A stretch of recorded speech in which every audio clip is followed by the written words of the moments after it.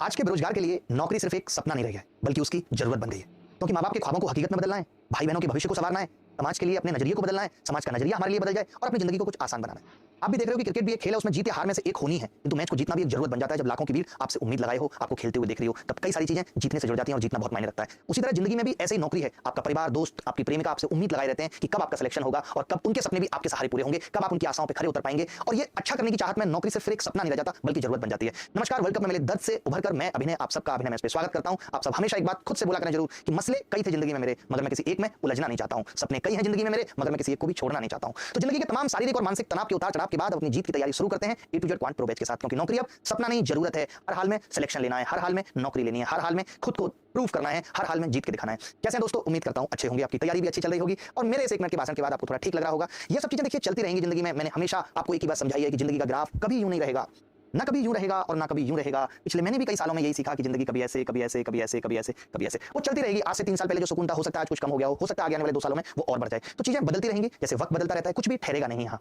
तो चलिए, लेकिन एक चीज हमें सीखनी होगी यहाँ पे। मैं आपके माँ बापों, आपके भाई बहनों के लिए भी एक बात और कहना चाहता हूँ भाई, जो भी मैंने कही आपसे रिचा जी, एक बात मैं और कहना चाहता हूँ कि देखिए, कभी वर्ल्ड कप आएगा, कभी आईपीएल आएगा, कभी होली दिवाली की धूमधाम होगी, तो कभी चुनावी चर्चा होगी, मोदी जी जीतेंगे नहीं जीतेंगे, कभी घर में पड़ोसी के घर में शादी का माहौल होगा, कभी आपके बच्चे के जन्मदिन का केक कटेगा, कभी थिएटर में पठान लग जाएगी, कभी ओटीटी पे मिर्जापुर आ जाएगी। ये सारे मौके आपके काम आते हैं। पता है कब? जब आपका जीवन व्यर्थ बीत रहा है और उससे आपको मुंह मोड़ना है, तो ये सब काम आते हैं।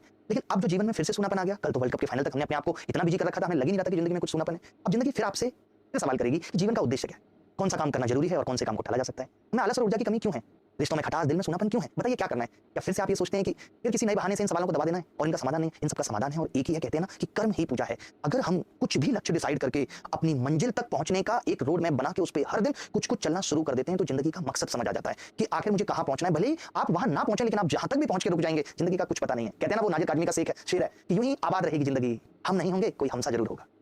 तो बस हम जब तक है, जब तक अच्छा बेहतर अपनी नजरों में करते रहेंगे, दुनिया के साथ कुछ भी कह लीजिए, कुछ भी कर लीजिए, अपनी नजरों में जिस दिन ईमानदार हो गए, जिंदगी आपको कहां ले जाकर रख देगी आप सोच नहीं सकते। तो चलिए शुरू करते हैं। आज की क्लास बहुत मजा आने वाला है, बहुत अद्भुत तरीके से हम पढ़ेंगे। मैंने आपको कहा था कि ये समझ लीजिए, ऐसा पहली बार हुआ है जब एसएससी ने इतना वक्त देके पहले ही बता दिया कि हम तब एग्जाम लेंगे। उनको भी मालूम था कि इस बार मुश्किल कट ऑफ गई है, आसान नहीं है सिलेक्शन लेना, उनको भी मालूम था।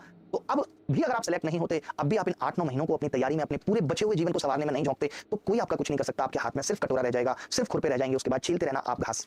मैं जितनी मदद आपकी बेस्ट से बेस्ट होगी वो करूंगा। मैंने कहा कि मैं YouTube चैनल पे आके पूरा मैथ्स आपको धीरे धीरे सना करके टाइप वाइज सब कुछ समझाऊंगा। जहां मुझे जरूरत लगेगी कि मुझे कुछ बेसिक्स की वीडियो आपको देनी है, तो वो मैं आपको दूंगा, लेकिन गणित की पूरी जिम्मेदारी मैं लूंगा। ठीक है? तो ये और एक दो जरूरी सूचना जो बच्चे किताब के बारे में पूछ रहे हैं। कई बच्चे यहाँ पे लिख रहे हैं कि सर आपका फाउंडेशन बैच नहीं आ रहा है, कोई भी 4-5 महीने हो गए, बाकी सब